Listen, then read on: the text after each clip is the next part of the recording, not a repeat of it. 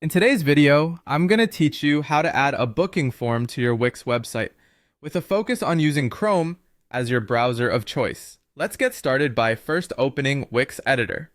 It's important to use Google Chrome because it's optimized for this platform, ensuring smoother performance and greater compatibility with the features available on Wix. Once you have the Wix Editor open, we're going to focus on incorporating a booking form into your site. Navigate to the left-hand side of the editor where you'll find the Add button. This is your gateway to a variety of elements you can incorporate into your website to enhance its functionality and design. Hover over Add and a menu will appear. From the options presented there, click on Contact and Forms. This section contains a range of forms that you can use to engage with your site visitors more effectively. For our purposes today, you're going to select Booking Form. Selecting this option will add a new element to your website that can capture booking information, a valuable tool for anyone looking to manage appointments or reservations directly through their site. Now that you've added the booking form, it's time to make it uniquely yours. Customization is key in ensuring the form not only fits seamlessly into your site's existing design, but also aligns with your brand's personality and needs.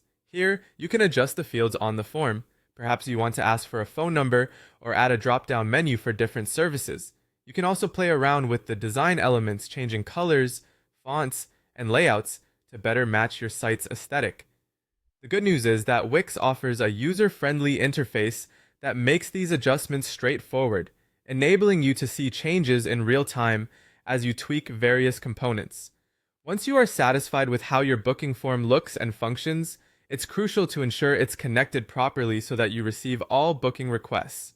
You can link the form to your email account or directly to the Wix Bookings app if you're using it. This connection allows for seamless integration, enabling bookings to automatically appear in your calendar and ensuring you're always up to date with your appointments or reservations.